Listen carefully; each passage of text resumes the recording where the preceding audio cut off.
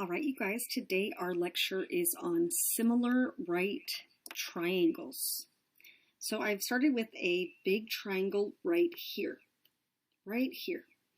And what I've done is I've drawn in its altitude right here. The altitude is that perpendicular segment that connects a vertex to the base. Often we call its measure the height. So if I build off of that relationship, what ends up happening is we're taking this big right triangle and we're subdividing it into two smaller right triangles where all three of them end up being similar. And we know that when we say that language of similar, we're saying that all of the corresponding angles, they're congruent, and all of our corresponding sides are proportional, same ratio. So let's start with what's marked and try to fill in other parts. I intentionally gave you a type of triangle that we see a lot that we're very familiar with, a 30, 60, 90 triangle. All right, so to start things off, if I look at the angles, if this is 30 and this is 90, then where A is, that has to be 60. I know that this angle is also right.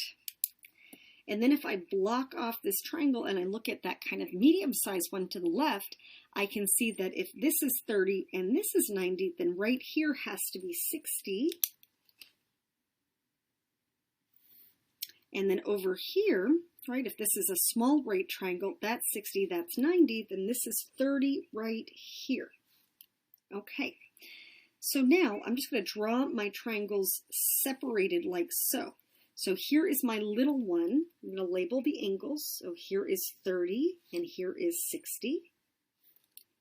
For that medium one, here's that 30 that was given. Here is the 60. And for the big one right here, there's my 30, there's my 90, and right there is my 60. So I just drew them for you separated so you can see that we have three similar right triangles, that's what the altitude did for us. So now let's work on the sides and make our connections with the sides. So if I start you off, I'm looking at the big one to start, this big right triangle. If opposite the 30 is 12, I know that opposite this 60 right here is 12 root 3. It's my x root 3 side. And then opposite the right angle, the hypotenuse, from here to here is 12 times 2. That's my 2x, so that's 24. Okay, and if I look at my smaller triangles, let's look at this little guy right here. If opposite the right angle is 12, that's my 2x, then x would be 6, and then 6 root 3 right here. And if I look at my medium triangle now, well, opposite my 30 is the 6 root 3, so if I multiply 6 root 3 by root 3 right here, would be 6 times 3, 18.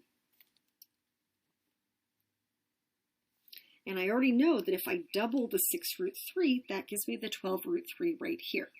So I've really just connected all of my angles and all of my sides. I connected my sides because I know that when I have 30, 60, 90 triangles, the sides will be in the relationship of x, x root 3, 2x. So if I mark all those individual parts right here, I can see that this would be 6, and this would be 6 root 3. Okay, over here, this would be 18. This would be 6 root 3, and this would be 12 root 3. And then for the big one, here would be 12 root 3, and here would be 24. Okay, those three triangles, they're similar, but they have a different orientation. So if I want to see how my corresponding parts align, I can color code. So here is my short leg opposite the 30. It would correspond with the short leg here opposite the 30, and the short leg here opposite the 30.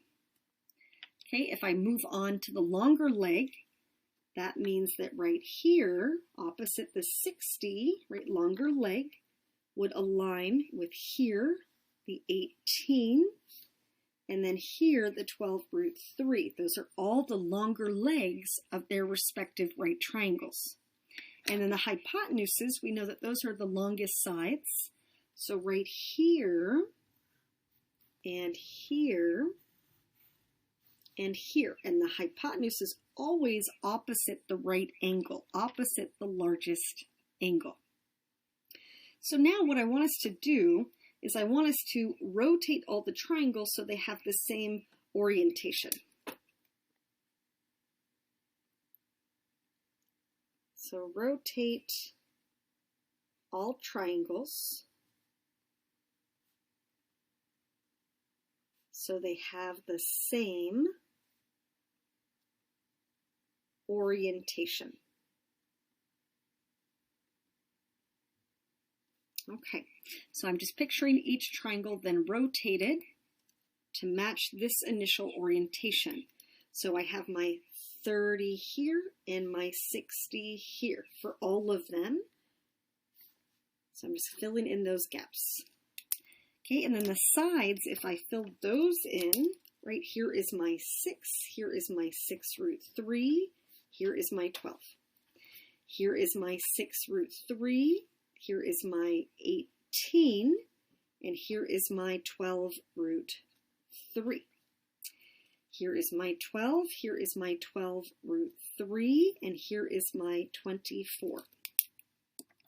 So I'm able to see now, just rotated, my same orientation. There's all my short legs. Here are all of my longer legs. I'll mark those in purple.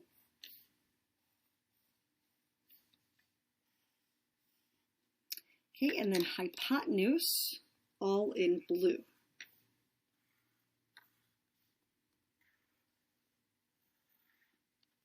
Okay, so I can see then if I start with this triangle, if I multiplied each of these sides by root 3, I would have this triangle right here.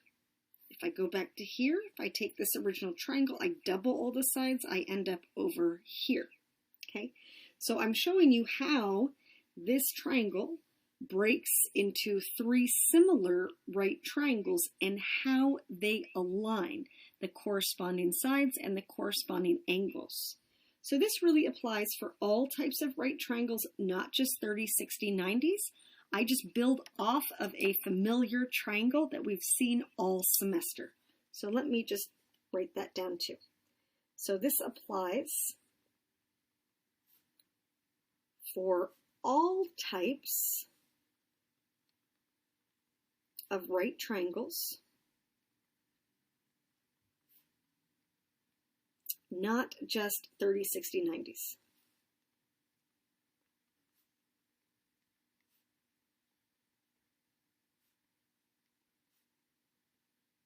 Okay, so now a few problems with this concept. So first, in example 2, I haven't marked any sides, I haven't marked any angles except for those 90s. So I have this big right triangle. This would be its altitude, the perpendicular segment that connects a base to a vertex. So I want to complete the similarity statement, so I'm interested in how my corresponding parts align. So first thing that I'm going to do is just fill in the other right angle, right? If this is right, this is right. And I'm going to take a moment and I'm going to draw out those 3 separate right triangles. I have the small one right here. That's a right angle. This is F, R, and G. The medium-sized one, I'll draw that one next. Where this is R, O, and G. And then I have the big one, I'll draw that last, where this is F, G, and O. Okay, so I may not know the angles, but I know how they're related. So let's say that I give this a single tick mark. Let's say that I'm looking at the big triangle to start. I gave that a single tick mark, and that's a right angle. Imagine if that was 40 degrees. This would have to be 50, right? I'm just saying this for the sake of example. So let me give that a double tick mark right there. So again, imagine that this was 40 and this was 50. So right here now, if I block this out of view, if I make this 40, then this would have been 50. So this gets the double tick mark. And if this was 50, this would be 40. So this gets the single. This is how they will always be related, no matter what I define it as. Let's say I make this angle 70. This angle would be 20. If this was 70, well, then this would have been 20 as well. Okay, so you're seeing how our parts align. No matter what I call them, these two angle measures will match, and so will these. Let me add that to my picture over here. So the small one has a single here and a double here. That middle one, here's my single, here's my double. And for the big one, here's my single, and here is my double.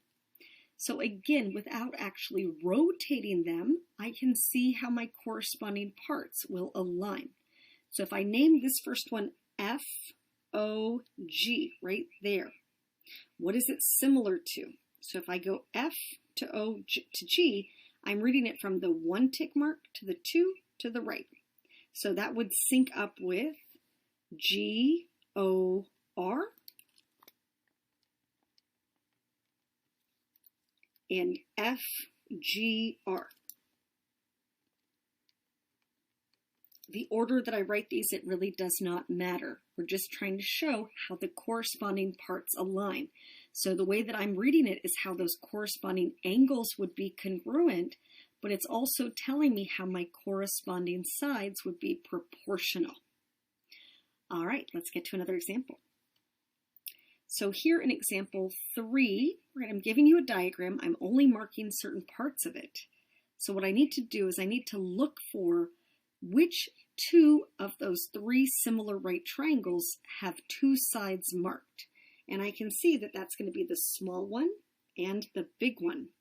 Before I get any further, I'm going to zoom in just a little bit, and I'm going to mark the angles, right? I don't know their measures, but I know how they are related. So I'm going to fill in this right angle here. I'm going to give this a single and this a double. And then here a double and a single. So I can see that this small triangle has 2 sides marked, and so does the big one. And when I usually start this skill, I draw them as 2 separate entities. So I'm going to draw them out as that small triangle and the big one, and I'm going to label the tick marks and the sides. So I know that this is X and this is 6. For this triangle, this is X and this is 16. So now I want to solve for X. So I need to see how my corresponding parts align. So I can see that right here, that hypotenuse is to hypotenuse, just as this leg right here, that short one, the one in between that single tick mark and the right angle, aligns to right here. So if I want to build a proportion, I can say that green is to green, X is to 16, as purple is to purple, as 6 is to X. And then I'm just cross multiplying. So I have X squared equals 96. Okay, take the square root of each side. 96 is 16 times 6. So I'm going to get plus or minus 4 root 6. But I'm only interested in the positive. I can't have a negative measurement in geometry. All right, same idea, moving on to the next one. So here, when I look at my diagram, again, there's that altitude drawn in. So I really have 3 similar right triangles. I'm going to mark the angles. So I know that's right. If I give this a single tick mark, I would give this one a double. And then over here would get the double and the single just like that. So then I'm looking at my picture. Can I see 2 of the 3 right triangles? Can I see them with their sides marked? And I can see that the small one does. So I'm going to draw that one out to see it more clearly. Mark marking the angles and the sides. And then I see that I also have it for the large one right here. So I'm going to draw that one out right here, where this is X, this is 10, this is a single, and this is a double. So again, those markings are there just to help me see how my corresponding parts align. So I see a hypotenuse to hypotenuse, and I see the leg that's in between the right angle and single tick mark aligning right here as well. So if I build a proportion, I can say that hypotenuse is to hypotenuse. What I have is green to green. So 10 is to X, 10 is to X, just as 4 is to 10. Cross multiply, and we get 4X equals 100. Divide by 4, and we get that X is 25. So 25 would be our final answer. All right, 2 more. All right, looking at C. So C, again, I'm going to start by just marking the angles. So I know here is right. Oops, let me slide that down. And if I give this a single tick mark, I'll give this one a double. And if I give this one then single, this would be double. So now I know that that altitude splits my big right triangle into similar right triangles. I really have 3 similar right triangles. And I'm looking for any 2 of them that have 2 sides marked. So I see that I have that medium size one right here, where this is my double and single tick marks. This is 8 and this is X. And then I have the little one also, single, double. This is X and this is 4.